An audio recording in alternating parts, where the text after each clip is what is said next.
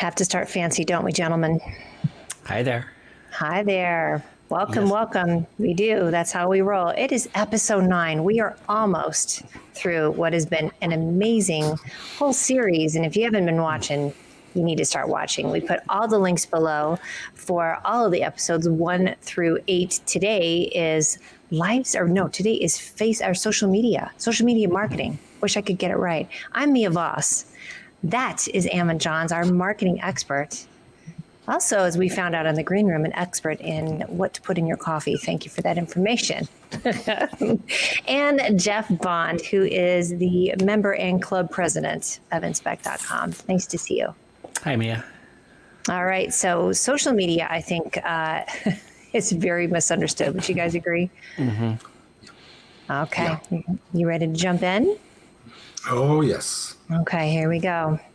I don't need to romance you. We're right in here. All right. So again, this is our Grow Your Online Presence series for home inspectors, specifically for home inspectors. So social media, even more so, is where you need to get the information. So gentlemen, we've got 3 points and we have what is social media marketing. I feel like this is Jeopardy.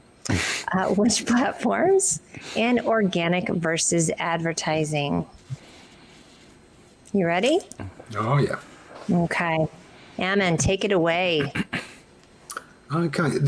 Let me start by saying there is a reason that we've left this until episode 8 of our ongoing series, and that's because the other stuff took priority.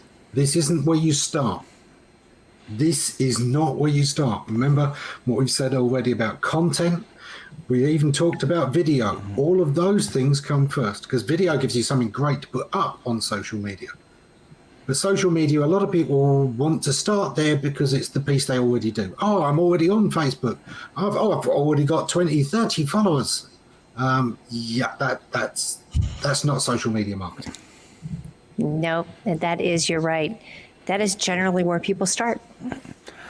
It brought me to the first point that I asked Ammon about, and that is that you really need to make sure that you're interacting as your business, not as your personal self. And that goes all the way back to point 1 where we talked about defining your brand, doesn't it? Yeah, absolutely. One of the big things is, do I post as myself? Do I post as my brand? Mm-hmm. It depends on what you did in that very first step of how you're branding your business.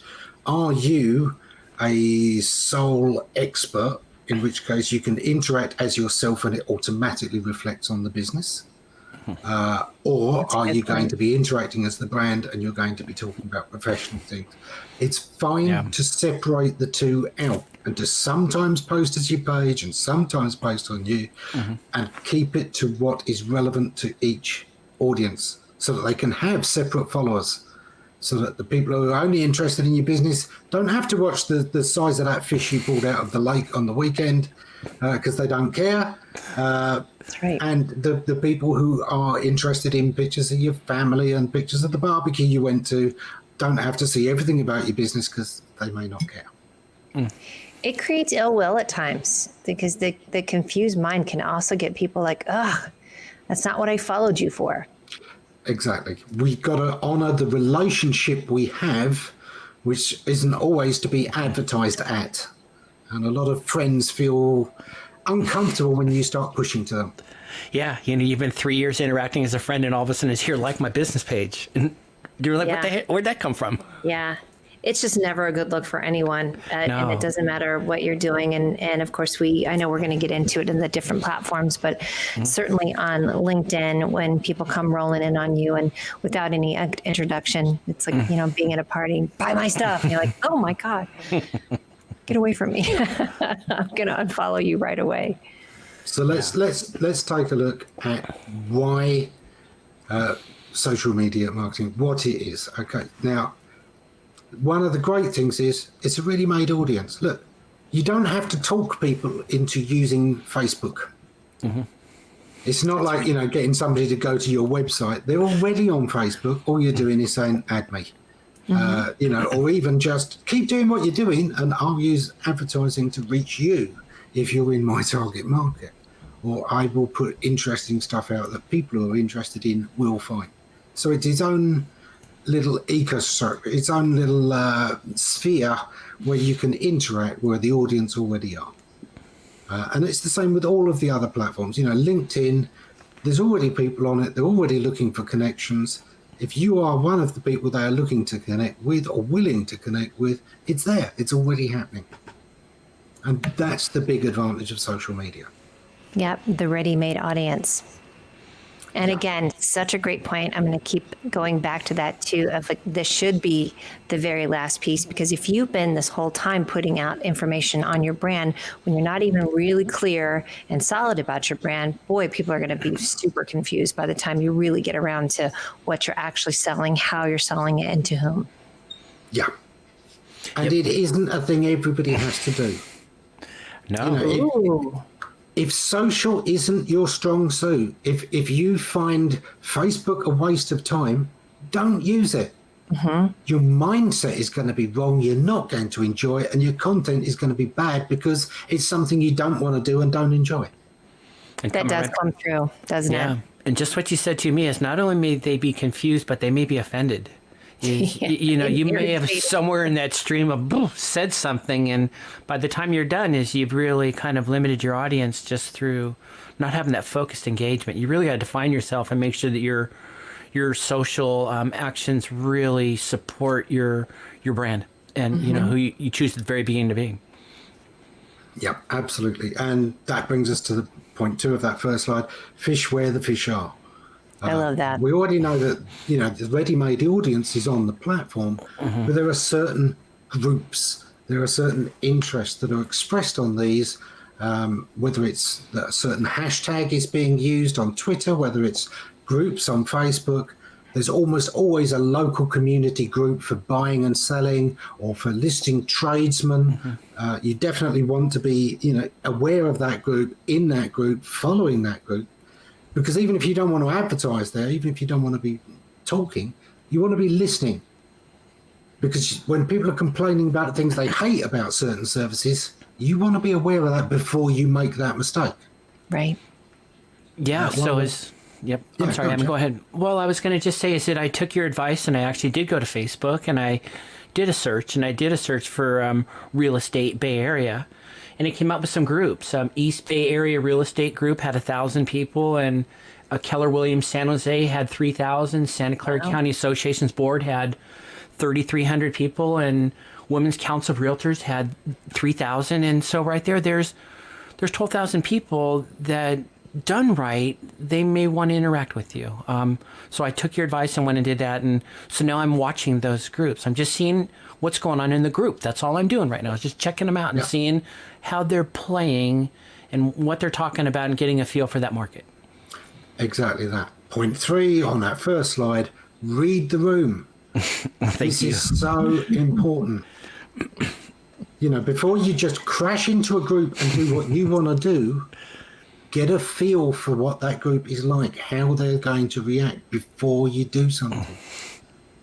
Always talk about alienating people. Yeah. Right. A lot of people are on social media to interact with friends and family, and the salesman suddenly coming up and pushing is the last thing they want. Yeah. Again, I think this is a running theme of then there's alienation that goes on with it too. And I know that when people have made up in their mind what they need, if they're being misled or sold and haven't asked for it, woof. And, you know, let's face it, the world really is that small now. And people do talk. So you look at how many connections we have just as friends on Facebook, right? The common connections. And you start to see a theme. Somebody's going to talk about it. So yeah, read the room. Read the room, people. Yeah, you go crash the room. There's 3,000 people. The one person in the room that really doesn't resonate with what you're saying happens to be very powerful, influential, and says something to like 100 people. And there's 100 people now that are going, that guy right there? Nah. And you don't even know it happens. Right. It's just happening.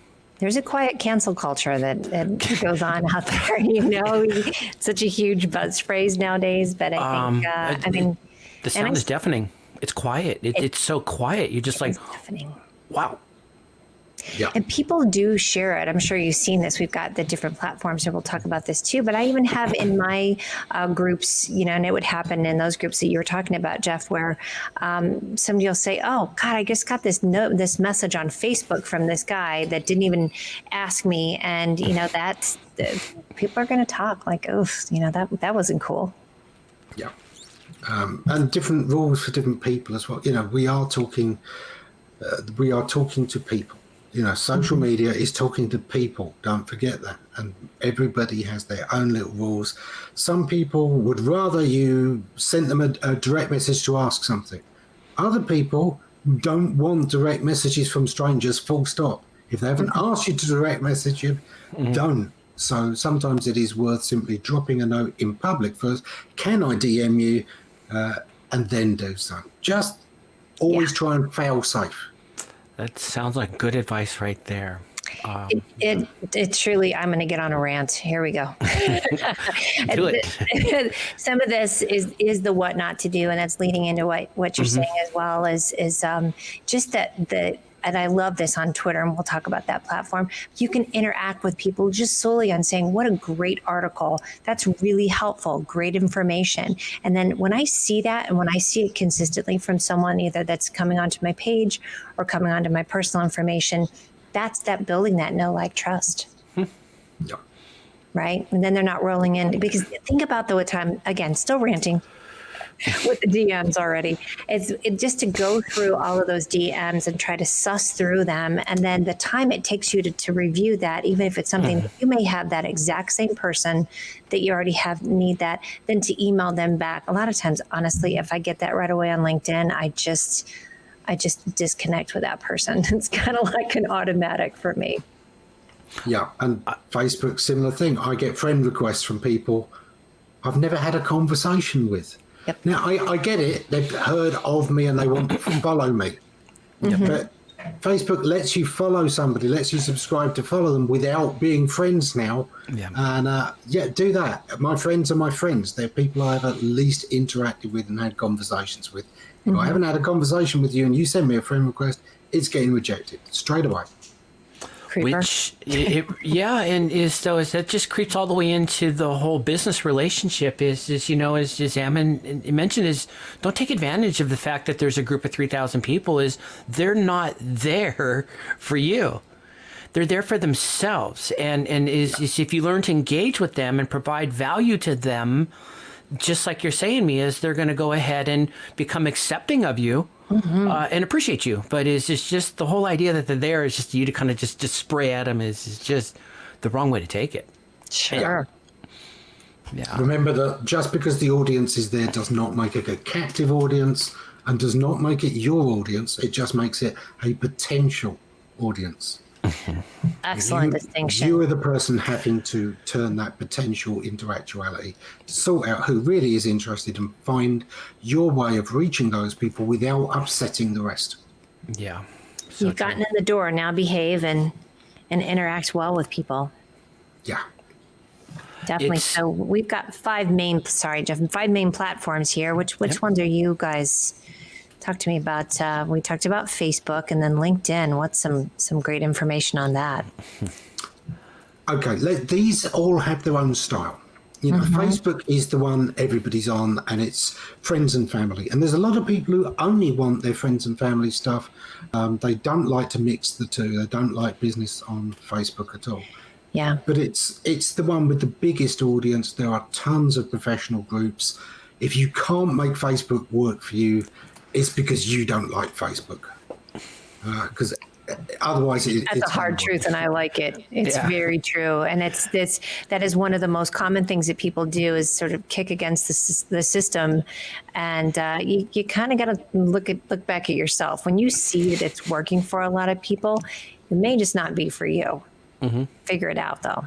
That's a huge piece. Yeah. LinkedIn is the very professional network. It's all about the business card, the recommendations, the referrals, who else you're connected to, who's in your industry. It's really good for that industry networking. If you've got a construction company among who does a lot of building work for people who are turning, one property into 3 properties, stuff like that. That is a great platform for being able to manage those connections, for having the testimonials from people that they'll know and working that network. It's very good. It's very professional. It does allow articles. It does allow an awful lot of content. There is depth to it. Agree. The only thing that's even similar to Facebook is they've added the reactions to it, which I do love. So you can clap or you can smile or do a couple different things, again, on a business level. Yeah. And LinkedIn's not a real demanding platform. It doesn't take a lot of your time. So, as you can get those connections, get that professional presentation, and it can not really kind of consume a lot of your time. So it's probably, I was surprised. Eamon says maybe like the first platform to go to because you get good bang for the buck and it talks right to business, in the business of doing business and versus social. So it speaks to that. It's almost like at its basic level, LinkedIn can be like another business card. It's a little bit of business networking. Yeah. So it's minimal amount of engagement and that presence is there and it's ongoing. People can connect to you even if you don't actively engage very much. It's unlikely to happen, but they can. Yeah. It's a business card with a curriculum vitae attached to it. So you can, that is the one place where you do, and I try and encourage people that as well. You can really toot your horn on things that you've done. So not just your title, but you can also list the projects that you worked on. Yeah. Worked on $5 million project that yielded XYZ. You can put all those kind of accomplishments in there. And that is the best place to do that without looking like you're full of yourself. In fact, you should be. Yeah. Yeah, Right. Absolutely. Great place to connect with other people in the network, whether it's the businesses you've worked with, whether it's clients you've worked with, whether it's just make sure you get those connections on there because do it once and it lasts. It does. And how often do you suggest that people do an audit on their LinkedIn profiles? It's going to be when they've got the time for those people who are too busy to do other stuff. But otherwise, check in as regularly as you enjoy doing. Some people love doing LinkedIn. It's their number one go-to platform. And do you know what? If that's your thing, make that your primary platform. Yep.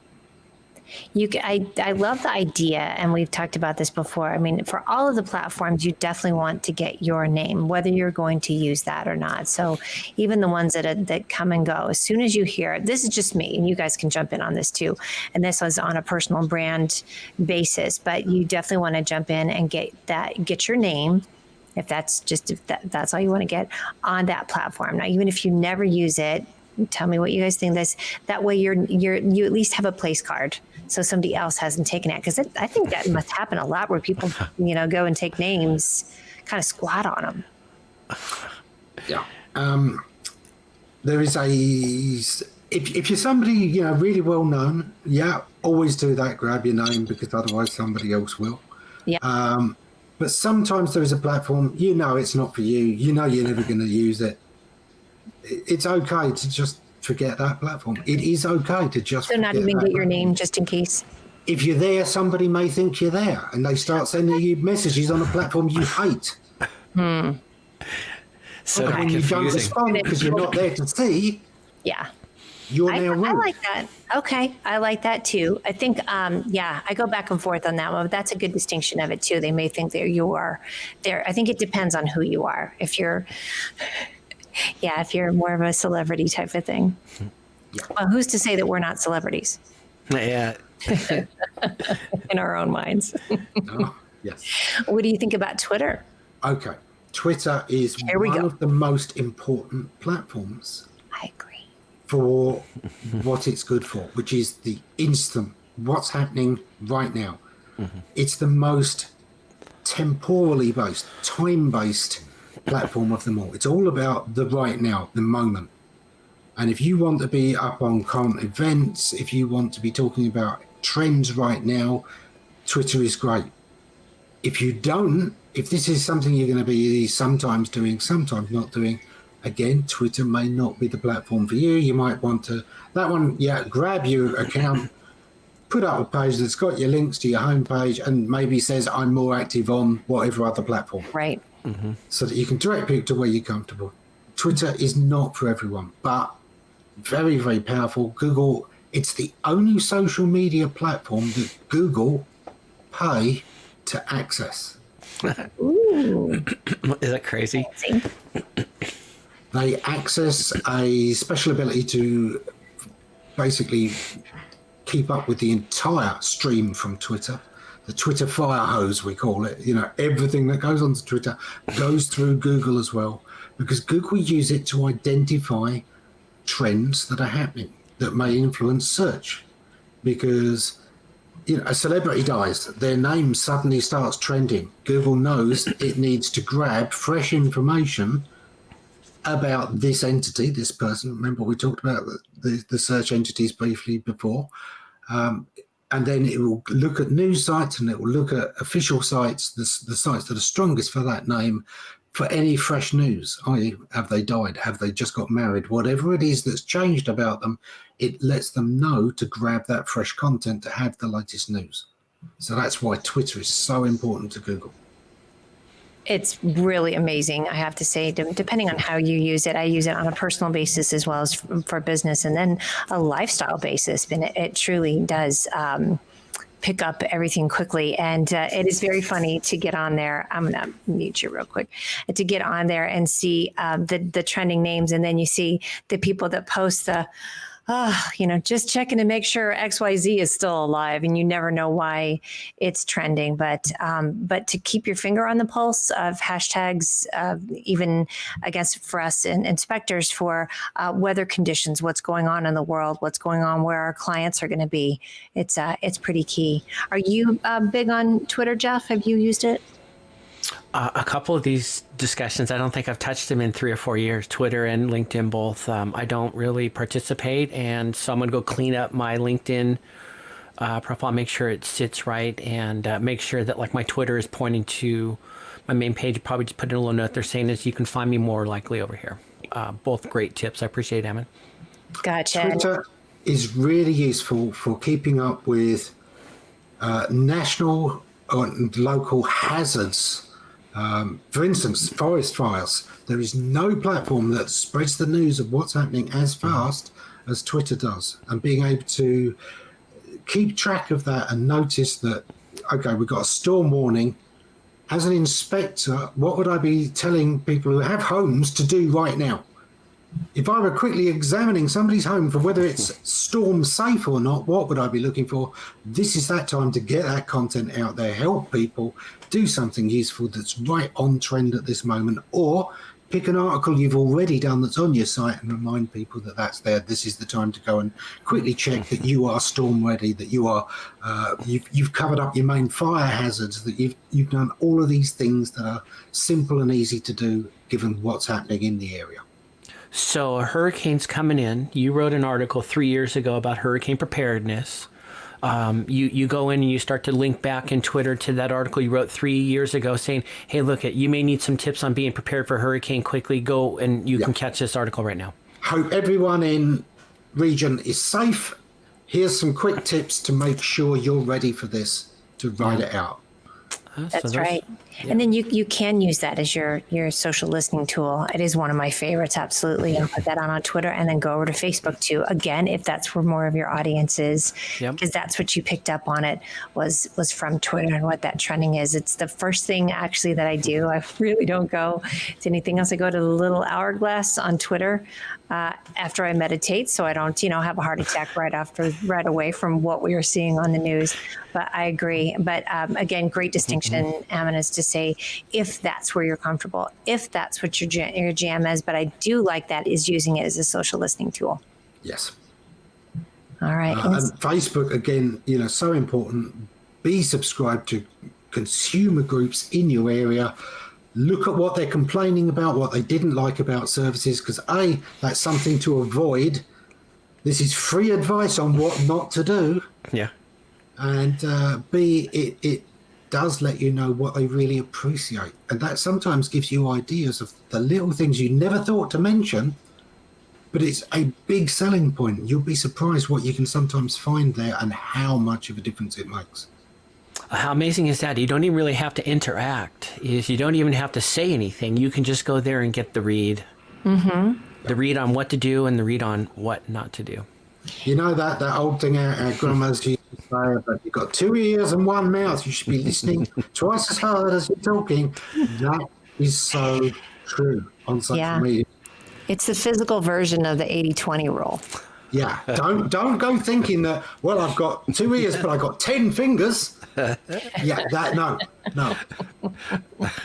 This is very true. So it's so true. And even just from the social media portion of sharing, where you're putting out just resharing and commenting, using that 80% of that time just to interact with folks or reshare their information, which is something I love about Instagram.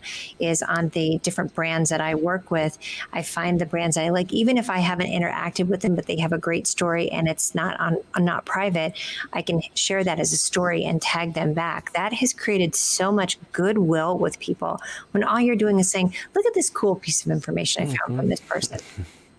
Yeah. It's a warm fuzzy. So let's get to that. Instagram. Yeah.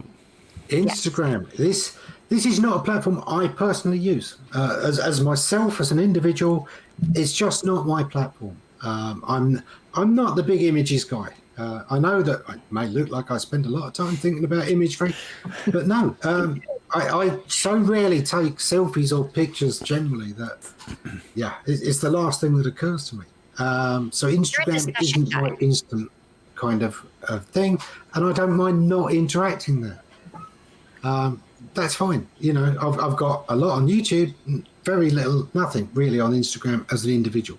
My clients, however, some of them do huge business on Instagram. Anything that's visual can do so well there.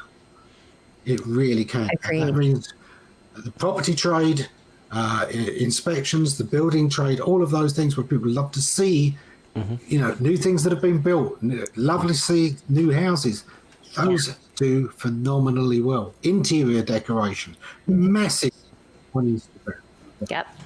A lot of what not to do's. We've talked about that as well, too. That's some of the most fun I had. You guys have heard me say it over and over again, of following some folks, again, that I wouldn't have even met, but I just followed the hashtag home inspector and home inspection. Then it pops up for me when people are posting using that hashtag. And then I've seen some amazing, really great design and some seriously what not to do's. Yeah, you know, the home inspector is you're in a unique position to see a lot. You're just each day you're out doing discovery and it's something new. So there's always something new to be seen. And a lot of times it's pretty unusual because someone's taken a very creative approach to solving a problem. So it creates a lot of opportunities to see things that are kind of unusual. It is, and I will tell you, there is also an opportunity to really help someone, because I've seen a couple of things that a duct tape around like a certain, something where it's supposed to have waterproofing, and you think, oh my gosh, I might have, as a client or as a customer, you're thinking, somebody did that in my house. That's true. So you could help someone just with that too. And what about YouTube? What's your deep dive on YouTube? A lot of people really forget that YouTube is a social network. You think, it's for uploading videos. Yeah, but it's so much more than that. There is a channel. Your channel has a comments feed and dialogue going. You can create posts through your channel that everyone sees and gets updates of. A lot of the content creators release schedules of what games they're streaming on what days and what's coming up. Don't forget there is a whole social media aspect to YouTube as well. And it's a powerful, powerful platform. It is. And then please refer to our show from last week, which was episode 8, which was live streaming and video. There's a ton of great information you can combine with what Ammon was just saying. Yeah. We got it all here, folks. We do. So, organic versus advertising. Yeah. Now, obviously, what we're focusing on this week is really the organic, because we're doing a whole show on digital advertising next time. But there is still a little bit of crossover that I did want to mention, and that's where you've created a post, you've got some organic content, and then you pay to promote that to make it be seen by more people. That exists on a lot of different platforms, and that's okay. That's the crossover point. That's something you would want to consider if you were having trouble initially getting a real audience started. Doing that little bit of paid promotion can help you be seen by the right people. But we'll really get into the nitty gritty of the targeting next time when we're talking about the advertising specifically. Well, I mean, it's like not to sneak it in, but like is Ammon was talking about it. Say you're on Facebook and you have like some content and you're really trying to get your message out to the realtors, to the people that will probably use your services, is you can go check the rooms, you do the group search and find those groups, and you can then come back and actually when you advertise on Facebook, you can target those groups. You don't even have to interact with them. They don't have, and you can just all of a sudden is just kind of float your message out in front of them. And so now you're taking and using this organic, and you're kind of using light advertising in the social network to really try to kind of immediately kind of feed your message to the audience you want to. So that's what you're talking about, huh, Ammon? Yeah, absolutely. Yeah, that's that's good stuff. That's really effective. Yeah. It's just very powerful. Talk about good conversions too. Is it puts your money right where you want it to be best applied. Yeah, and for a lot of businesses, social media, they're not quite sure what to do with it. But when you work out how you can use it in your business, and you've got the right mindset to do so, it can be phenomenally powerful.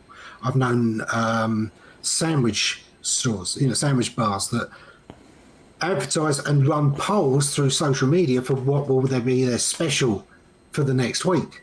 They let the audience that follow them select at least 2 of their recipes as specials that come in, and then in the store that's there, and the store points out that these are the ones that their Facebook group picked out. And do you know what that does? It tells everyone that comes into their shop that they've got a Facebook group where they can influence the menu. Exactly. Smart. That feeling of ownership and being acknowledged is that, I mean, there's just for some people, especially when you create that, hey guys, I'm listening to you, I'm watching to you, and I want to have your input in it. That's magic. Yeah, that is. That's very effective. And I do love that type of advertising too, where it's not intrusive. It's more like, hey, did you know, or you may not know about, this might be something that's interesting. So it feels helpful rather than pushy. And opt in. Yeah, it's just they're opting, you're choosing to kind of participate at that point, and then that's a whole different bias, and you want to be part of that. Yeah. And there's that old saying, it takes a village. Well, it takes a village to raise a business too. All of those connections, all of those people that have to be your customers and your helpers and your advisors and your suppliers are all needed for your business to exist. So don't forget that community is the heart of business just as much as it is any person.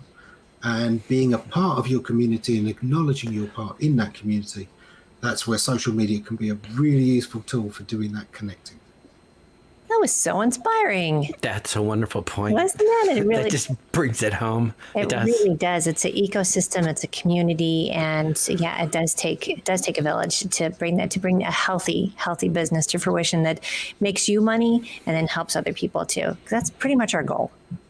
I think that is, and I think that really emphasizes how like maybe home inspectors can best participate in social is to be helpful.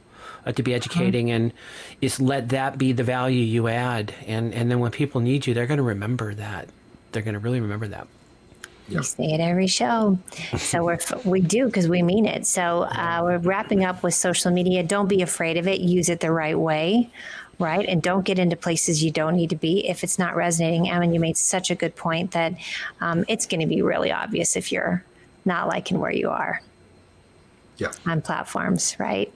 So next week, episode 10, digital advertising, that's going to loop into that last point that we made. So tune in for that too, because that's really when you can put the jet fuel to your business, right? Yes. Oh, absolutely. All right. This is the part where even if you're not great at content, even if you struggle to find time, this is where you can really make things happen, get that phone ringing. And when it's already ringing and you're busy, turn it off instantly. That's the advantage, that level of control. Wow, I love that. All right, I'm going to be taking notes next week because that one I'm not good at. So I need to hear more about that. And turning it back on and immediately comes back is, the thing is with the referral is if you just tell someone I'm not available for 3 months and then 3 months later you go like, I'm ready again. They're like, I'm not.